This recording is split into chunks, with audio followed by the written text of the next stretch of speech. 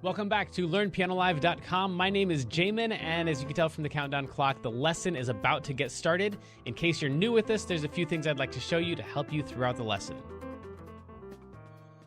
These lessons are always guided and shaped by your questions, and if you're live with us today, there's a couple different ways you can do that. One is in the public live chat, and the other is the Ask Jamin a Question button, where you can ask me a question privately, and I won't share your identity in case you're afraid that your question is stupid. But it's not. If you're in the archives, though, then just open up the survey. At the end of that, there's a place where you can ask your question. I will say I frequently get questions from students in the archives watching a lesson from 6 months ago, and I have no idea what they're talking about. So please try to be as specific as possible. If you're watching this at LearnPianoLive.com, there should be a PDF and an MP3 button right next to this video. The PDF will often have additional video links inside so you can get more in-depth instruction on each of the topics. And if you're the kind of person who likes to print out the PDF so you can make the same notes on your physical version as I'm making during the lesson, now would be the time to do that. The MP3 is just a play-along track so you can practice more after the lesson. In traditional lessons, a teacher is going to actually present some new concept for maybe 5 or 10 minutes every couple weeks. The rest of the time is going to be spent applying and refining those concepts. Well, here I'm spouting off hours of new information every week, so it's totally unreasonable to expect you to actually absorb all of that.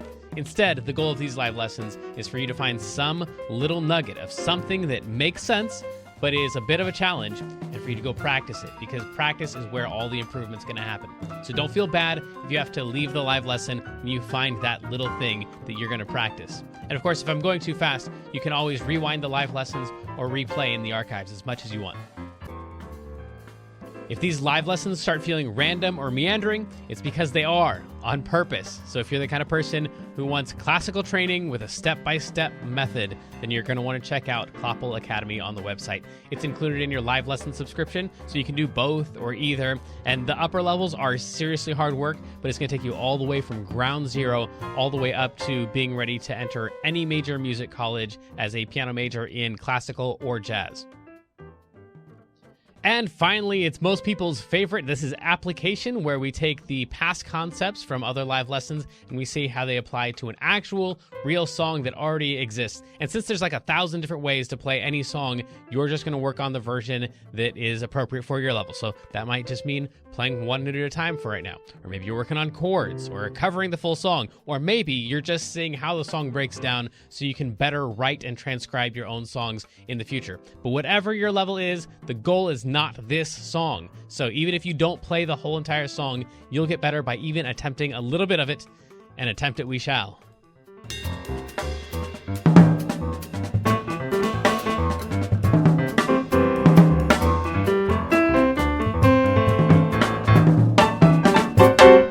Hey, welcome back, everybody. My name is Jamin, and today we're doing a kind of interesting lesson, which I will explain in a little bit. But first of all, say hello to Kendra, the moderator. Guess what? What? Oh, I see what you. Oh, See? okay. Yeah, I see what you meant now. Here's Okay. Kendra. Guess what? I had the 24-hour, or I did the 24-hour Oh, that's right. You were telling us about that challenge. torture last week. Yeah. Yeah, And my how friend and I how'd it go? did it. Did you actually make it 24 hours? So. Okay, go ahead. Technically, yes. Okay. You see, I may or may not have fallen asleep for like 20 minutes, but I was listening to an audiobook and I was still listening to that audiobook. I called it. Yes, the Wait, what'd you- audiobooks are murder on this staying awake. No, you have to read but the then book. I read a real book Yes, like 5 right, minutes later, 'cause so it was that's- okay. okay. I only listened to the audiobook for a little while So you because tried to read for 24 hours and couldn't because you're human. That's good to hear. well, All my right. friend did, and she made it the whole 24 hours? She did, yes. Wow, And crazy. we vlogged the whole thing. What did so you vlogged it? we vlogged it where we got a little, sleep deprived Did you at the put it- end. Did you put it on YouTube? Is it on Not your yet. channel? We haven't edited it together yet. Okay. Edited. Yeah, because that'd be 24 hours of video. Right. I ain't watching that. No, I- just I'm little a fan clips. of yours, but yeah, okay. No, there's not enough room on my phone to record all that. Okay, cool. Well, let's get into this lesson. It's kind of an in-between lesson. I'm mostly here to win a bet. So this is gonna be somewhere over the rainbow. Last week we did, I showed you how to play the notes of it. We did a tutorial and got some complaints from one person in particular who is a very helpful feedbacker person, man. And so we do this cover lesson in whatever it is, 5 weeks from now, where I cover the song. And then we've got last week's lesson, which is like, bum, ba, bum, ba, bum, here are all the right notes to play in order. So this week is going to be the in-between one. We're going to try this out where I'm going to play for you the simplest version that you could start working on. And I'm going to slowly add to that. Each time we go through, I'm going to add in one more little piece and show you what the next steps are. The idea here is that we're all at different levels, and we all have different versions of this song that we would be able to play. So somewhere in this next lesson, you're going to find a version of like, I think I could play that if I practiced it. The thing you have to watch out for is to not look at the next version that we do and go, oh, but if I could play that, I'm never going to get to that version. What's the point in even trying this piano thing?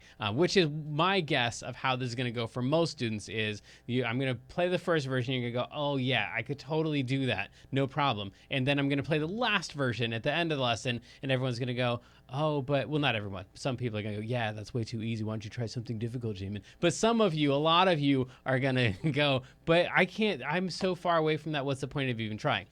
Again, the goal is that you'll see some version that is just slightly beyond what you can do, and you're going to attempt that version, and you're going to be satisfied and content there. We'll see if it works or not. My guess from my teaching experience is that more people will be in the first boat of like trying to stretch too far, because that's what we do as adults is we take something that we can't do yet, and then we beat ourselves up for not being good enough, for not being talented enough. But you're supposed to just try the thing you can do and grow into the rest. So along with the track, this is what we did last week. I'm going to play the notes. It is in the key of A flat. And for a lot of you, like, you're not even going to touch the song. You're just going to try to get used to the key of A flat. The fact that we have 4 black notes in this song. We've got A flat, B flat, D flat, and E flat, and that's super duper weird. So just trying to get used to that, aside from playing a song in the key of A flat, just getting used to the key of A flat, that's a big challenge right there. So I'm going to just play through the key of A flat first along with the track. That would sound something like this. Step 1 is get used to the key of A flat. Here comes the track. Somewhere over the rain. And then back down is its own challenge.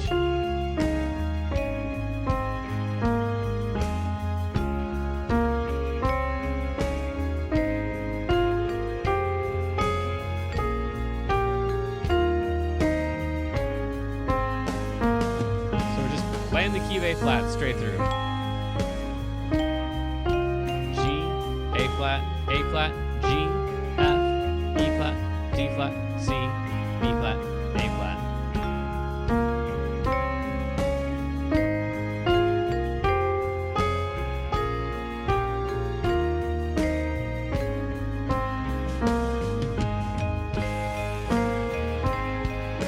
I told you.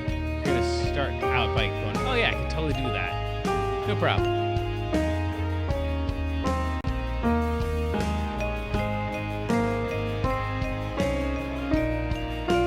Of course, you can play this faster. And that'd be an additional challenge. Maybe step 2 is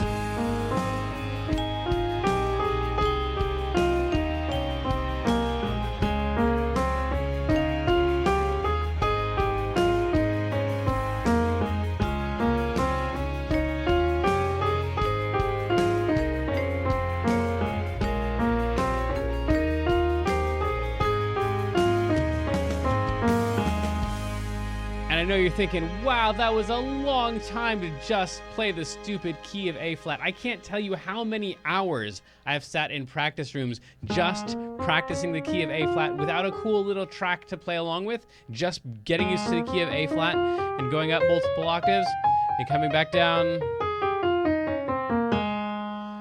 just that alone is a huge challenge, is getting used to the key of A flat. Once you're used to the key of A flat, you want to expand it past 1 octave, because practicing just 1 octave is really going to lock you in more mentally than physically. I'm just trying to see A flat as a continuum across the keyboard, as opposed to a set of notes that begins at a place and ends at a place. It only begins and ends there if you begin and end it there. So you could start the key of A flat 1 note below that, which would be the 7 of the key, or go 1 note past it, which would be the 2 of the key. So 7, 1, 2, 3, 4, 5, 6, 7, 1, 2. 1, 7, 6, 5, 4, 3, 2, 1, 7, and just keep expanding by 1 note, so that eventually the key of A flat is not just this particular exact set of notes, but it's just this thing that continues on throughout the keyboard. So I guess Kendra's here to say something, or just to dance along? I'm just dancing along, watching. So you can watch my boring thing, or you can watch the exciting entertainer in the left-hand corner of your screen while we do this one more time, except this time I'm not just going to play straight up and down. I'm going to kind of skip around in the key and not begin and end with A flat. So here we go, along with the track. So this is the regular key of A flat. There's 1 note past the key of A flat.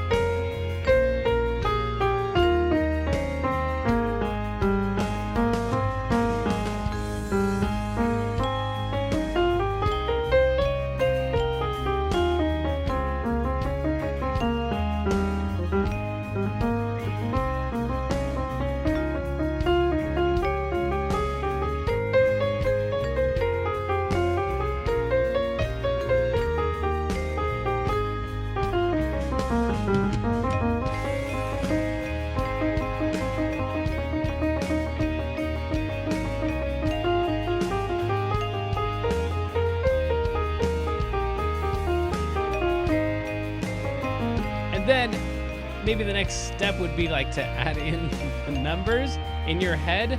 Oh yeah, that's fine. That's cool. I was gonna keep playing, but to add in the numbers, so knowing that you're on A flat is important.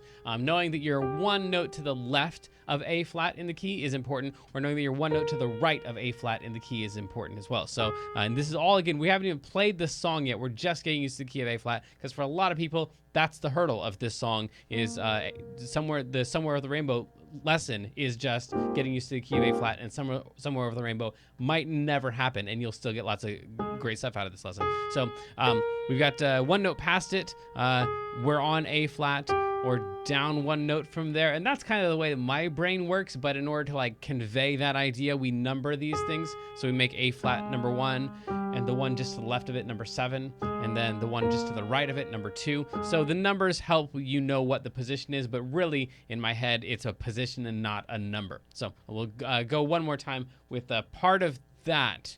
Let's try it with the track. So I'm going to try to call the numbers as I go. So starting on 1, 7, 1, 2, 1, 2, 3, 4, 3, 4, 5, 6, 5, 5, 6, 1, 7, 1, 2, 1, 7, 1, 5, 6, 6. 6 is the one that's right next to 5. So if you can get a 5 in there, then you'll have 4 and 6 already set up as well. So 4, 6, 5, 4, 6, 5, 1, 7, 1, 5, 1, 7, 1, 2. 1, 7, 1, 5, 4, 3, 4, 5, 4, 3, 4, 3, 4, 3, 2, 3, 1, 1, 2, 3, 4, 5, 1, 5, 1, 5, 7, 5, 7, 2, 7, 1, 5. And now we're kind of jumping around a lot. We're still not playing the song. We're getting very familiar with the key of A flat. 4, 5, 4, 5, 6, 6. 5, 4, 3, 4, 3, 2, 1, 1, 2, 3, 4, 5, 3, 5. That's not in the key. Don't worry about that. That's just in the melody. 7, 2, 3, 2, 1, 2, 1, 7, 1, 2, 1, 5. And again, trying to really get used to where that 5 is in the key. 6, 5, 4, 6, 5, 4, 3, 4, 3, 2, 1, 1, 2, 3, 1, 7, 1, 2, 3, 4, 5, 3, 4, 3, 2, 3, 1, 5, 1, 5, 1. Okay, so then once you know where 1 is, most of you are able to find an A flat pretty consistently. And then once you have the note just to the left of it and just to the right of it, that's 3/7 of the key right there. And then once you have where 5 is, which is kind of like out in the middle of the desert for most keys, like you know where 1 is, and then 5 was somewhere in the middle-ish. So you probably want to aim for knowing a 5 next. Then once you have the 5, you've got the 4 and the 6 already. You'll know where those are. So you have now the 7, the 1, the 2, the 4, the 5, the 6, and the only thing that you're missing at that point is the 3, which yes? Oh, I'm sorry. Oh, yeah. I didn't know what I thought you were just here to goof off. Yeah, go ahead. So guess what? So in the chat, there's a question, and it says, can you demo the preferred fingering pattern for this key? Oh, yeah, sure, absolutely. Oh, and then also, would you like it on the key of A flat? Yeah, sure. Okay. People would probably like that. So then for the key of A flat, if you're wanting to play multiple octaves, you'll end up with 2 and a 3, and then a 1, 2, 3, 1, 2, 3. If you're just doing one octave, it can all be in 1, 2, and 3, and that's these 3, your claw fingers, as I call them, the thumb, the pointer, and the middle, are the most nimble fingers for most people. So if you can play everything in the 1, and the 2, and the 3, you're gonna be faster. But then once you go past that point, then you're gonna have to use the 4 finger, and then 1, 2, 3. 1, 2, 3, 4. So again, if we're playing multiple octaves, we'd start 3, 4, 1, making my thumb the number 1. 3, 4, 1, 2, 3, 1, 2, 3, 4, 1, 2, 3, 1, 2, 3. In all of our major scales, it's a set of 1, 2, 3, 1, 2, 3, 4, 1, 2, 3, 1, 2, 3, 4. So it's just 3 and then 4 and then 3 and then 4 and then 3 and then 4. So it's always that back and forth. It's just where are you starting in the pattern of 1, 2, 3, 1, 2, 3, 4. In this case, we're starting on the 3 of a set of 4. 3, 4, 1, 2, 3, 1, 2, 3, 4. But you'll see if I'm just in the key of, if I'm just in one octave, I'm going to use 1, 2, 3, 1, 2, 3, 1, 2, sorry, 2, 3, 1, 2, 3, 1, 2, 3, because the 3 fingers are the fastest. Okay, so once you have that all down and you're pretty familiar with the key of A flat, then we are ready to start playing this song and start practicing it. The first thing I'd recommend is just trying to play one note at a time, maybe with just one finger at a time. It would sound and look something like this. And this is where we started last week. Where definitely sing or at least say the notes. And hang on just a second. We have these 3 rules in the kids' lessons. One is you don't have to go on to the next level, which is the thing I told you at the beginning. Don't worry about all of the things I'm going to show you later on in the lesson. Just pick the thing that's kind of difficult for you and work on that. I forget what the other one is. You don't have to level up. Would you remember the other 2, Kendra? I'm thinking about the third one, but the 3 rules of no. Okay. What? Oh, we have 3 rules in Kids Learn Piano Live. Right? Yeah, they are. You don't have to level up. Oh, you don't have to know the whole song by the end of the lesson. I already said that. Yes. And then the third There's one, which is the most important, which is just do the part that's difficult plus one note. Don't Plus try one it. note. Don't attempt the whole thing every time we go through it. So same is true for you adults, is just work on whatever's difficult plus one note. So if getting some, where, oh, if that's easy, then just get to ver. Somewhere over until that thing is smooth. Somewhere over. If that's not smooth yet, don't worry about the rainbow way up high.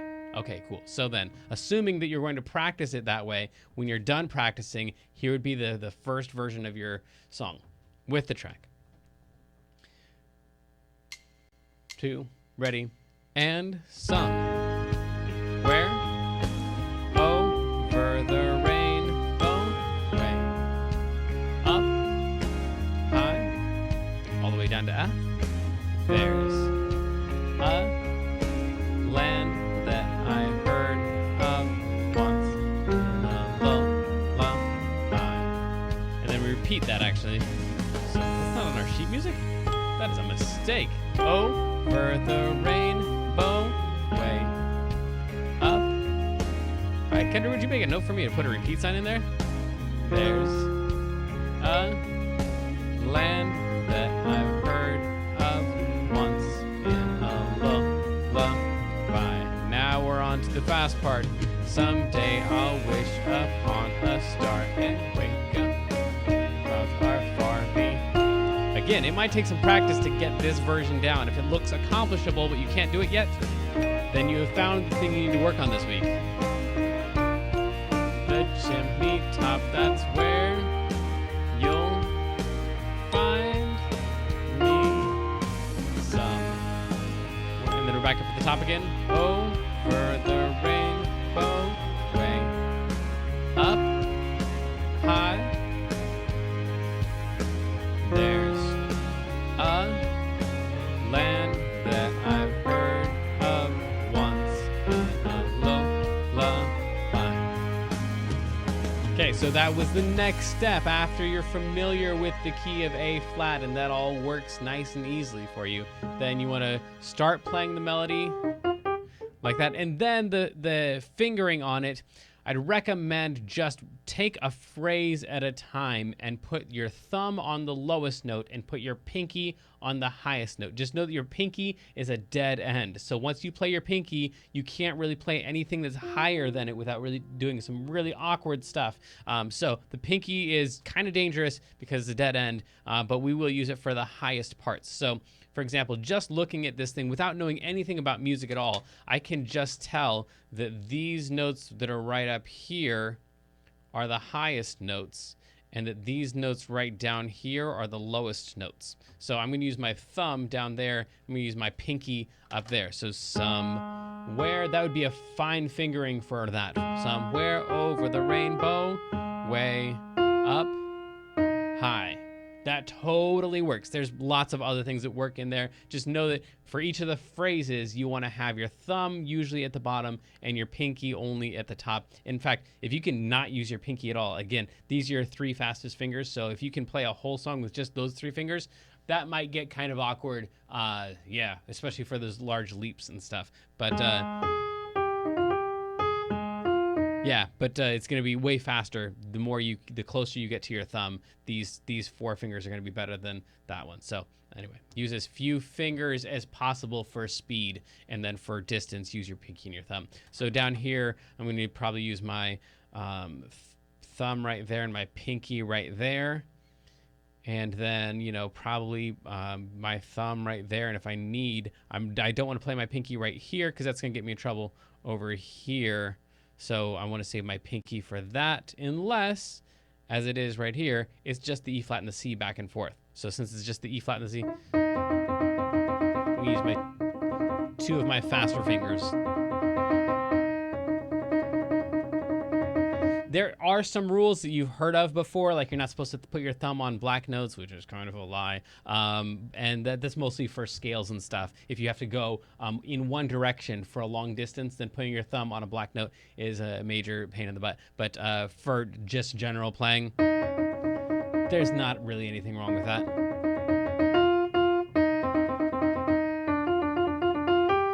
Now right here, this is a perfect example. I put my pinky on where, you'll, and now I need this B flat here. So in order to get to that B flat, I'm gonna have to do some really weird stuff here. So you don't want to use your pinky right there. That's a bad idea because you do want to use your pinky right there on that highest note. Find me. So once you can play it all with one finger or with a couple hands, then you want to start trying to play it with just fingering that's more appropriate for the song, so that's gonna free up not only your left hand to play other stuff, but also free up your brain a lot. Even though it seems like you're using more of your brain because you're having to switch fingers, you're actually using less of your brain, and because you'll be able to look over and think about other things down here. If I've got those notes all just wrapped up in one hand position, then I don't have to use my brain to like aim at things and try to poke at them, and I'm not hunting around for different prey up here. It's already set there. So then step 2 would look something like this with the track. First though, yeah. I have something guess what? So someone from the chat says that the stream died. I don't know no. if it's working for anyone else, but Okay. oh, It looks like someone else says it's working on YouTube. Yeah, it looks like But- all of my streams are active currently. Okay. Hey, that's what the back end of my streams looks like right there. Okay. I just showed you my stream butts. I don't think I'm supposed to say that. Here we go. Behind the scenes. Some on your mark, get set. 2, ready, and some. Where? Oh, for the rainbow. So you can see this is kind of preparing me for like other stuff that I'm gonna do with my left hand.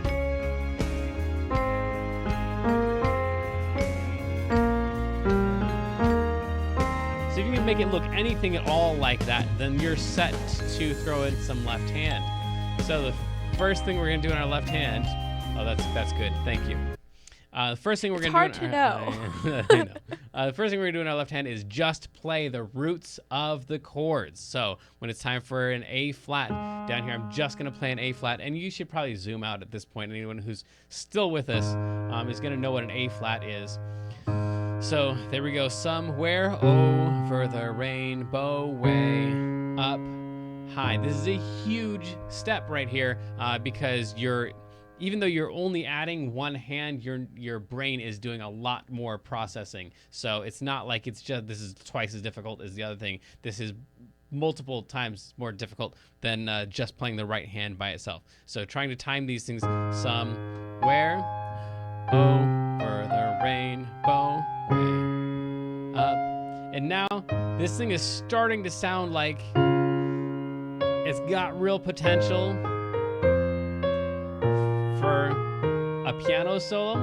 Like even if you just did those notes.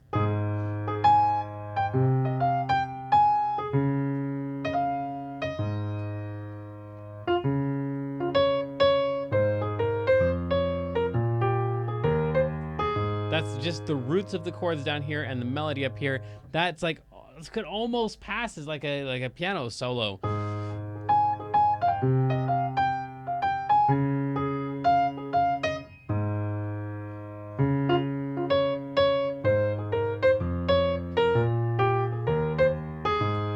Yeah, we're really, really close.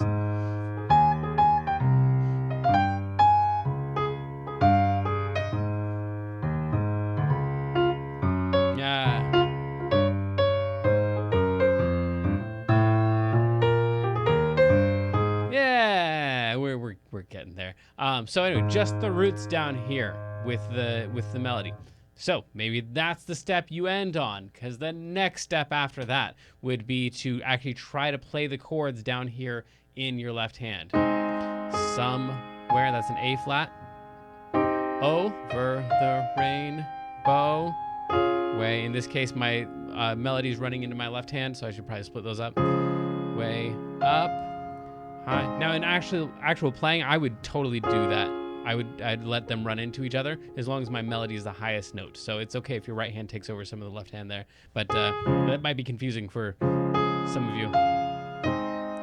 So leave it like that. Land the F minor, B flat minor, E flat. So that would be the next step. After that, we would want to take over some of the chord tones in the right hand. Now, again, a lot of you should already be out. You're like, yes, I already have the thing I need to practice. See you later. I'm going to practice. But in case you can already do that, you can play the chords in the left hand. You're already familiar with the key of A flat. You can already play it with some kind of hand position here.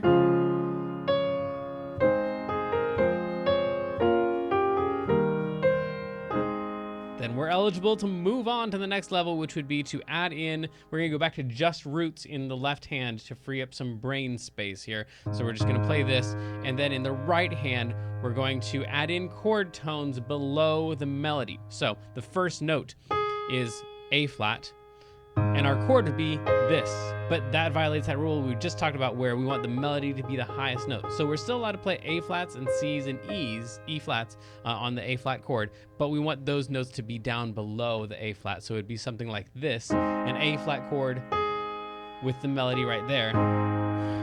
That's a lot to think about. That's a whole lot of notes. So maybe we just play like a C, E flat, A flat. We just play it like that.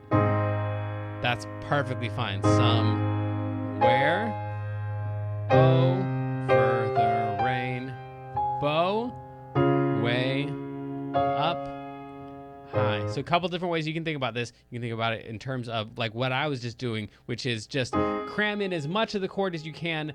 Just don't go up past your melody. Somewhere over the rainbow, way up high, and catch one or two notes of the chord.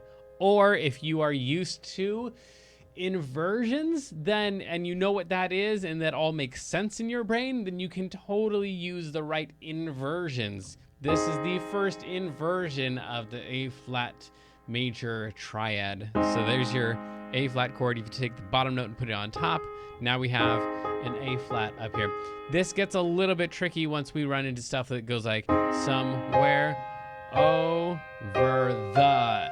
Like this thing right here, for people who use inversions, is usually really confusing because like my melody is supposed to be an F and my chord's supposed to be a C minor. So what inversion am I supposed to use to get the F on top? There is no inversion where F is on top because F's not in the chord. So that might be confusing people. Like, with that, maybe I should use that one because what's the right inversion to use? I have no answer for you because it's just cram in as many chord tones as possible. I actually don't like that one because I feel like those two notes are too close together. So if it were me, I would just get rid of that note and I would just play that. Somewhere over. Actually, I didn't play any of that. I didn't play a chord during that section. Where over the rain. I did it for over the. I just played no chord at all underneath. Over the rainbow, way up high. So we want to do this right here, but with the bass line in there as well. Somewhere over the rainbow, way up high. There's a land that I heard of once in a lullaby. This is a huge step forward, and I don't mean that it sounds a whole lot more spectacular than that thing that we were doing already, because we already had the chords in the left hand. Arguably this sounds better,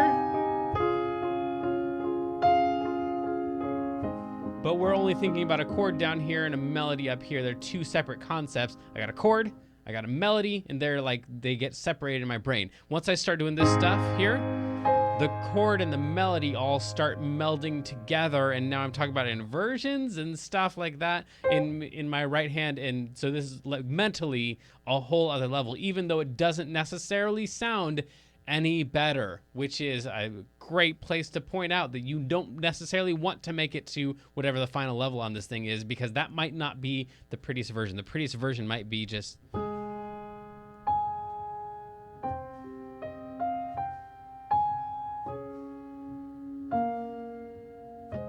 like just a couple notes might be the nicest version of this thing. But the next mental level would be putting those chord tones in underneath the melody. And then we want to, this one is pretty simple once you can do that, is just split those notes up a little bit. So somewhere over the rainbow, up high. I'm only playing chord tones. I'm literally playing the exact same thing I just played a second ago, but playing it one note at a time. So instead of playing somewhere as a block, I just splitting up the notes. Where over the rainbow. This is the exact same thing I just did, but I'm splitting it up and now it sounds more complicated. Another great example of like mentally, that's like 3% more than what I was just doing a second ago, but it sounds like I've added like this guy who's playing now is on a whole other level from the last guy. Hey, so Jamin, yes. So a couple people in the chat said their screen went blank. Oh, okay. But one of them said that YouTube is working. YouTube is working. It looks like Twitch is up, Periscope is up, and Facebook should all be up as well as the site. They both said that on the website it wasn't working, I guess. Oh, on my website? Yeah. Every site in the universe is working except for my site. Sounds about right. Okay. Wonderful. Alrighty. Well, to push them over to the other one, I can't check the stream on my site. Hey, you're on my site though? I am, yes. And? I just... Press play? I am. It says playlist is empty. Beautiful. Beautiful. Okay. Well, check it out. Well, we're live everywhere else except for people who are paying for this. Okay. Yay. I'll deal with that stress after the lesson. Where were we? Oh, we just broke up the chord, the notes. Okay, so then after that, we want to start throwing in more chord tones in the left hand as well. So maybe one note at a time. Because of the style of this song, it's kind of a slower thing. But if we could, do the chord. This doesn't sound great, but mentally, I've now got chords going in both hands.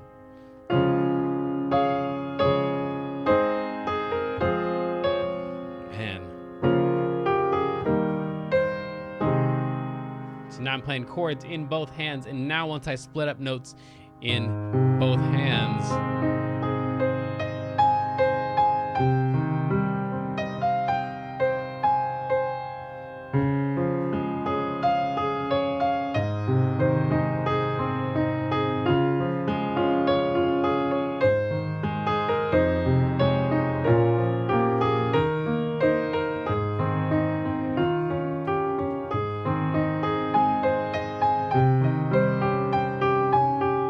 I did something wrong there.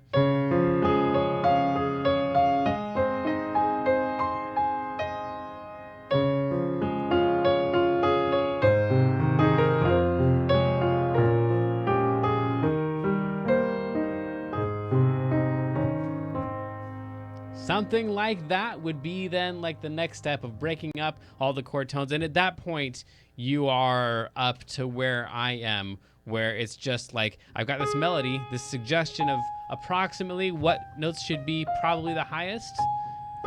And then you've got these other harmonies that are happening below. And the way that you attack those harmonies determine the style, the voicing, the feel of the song. So if I just block it all out.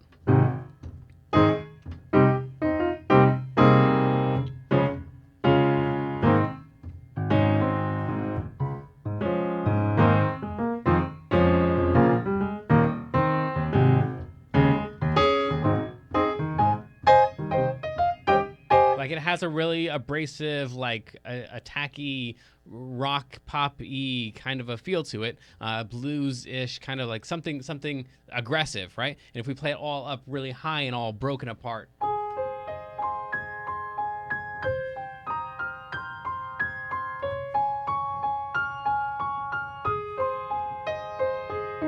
Like that's kind of the thing we were going for before, where now it all sounds light and airy and fluffy. And it's really all the same mental process. It's just a matter of I got a melody and I got some chords down here. How do I want to voice and attack those chords in order to get the sound that I'm going for? If someone says, hey, let's play Somewhere Over the Rainbow, but let's play it like a blues, then I know what I'm not gonna break it up and have it up here. I'm gonna, have that same exact melody, but attack my harmonies, my chords differently down here. And I think that's about where we should cut this thing off, especially since the people who are paying can't see this, and all the people who can see it for free can. It'll be in the archives for the paying subscribers, but not you freebie people, I guess. I don't know.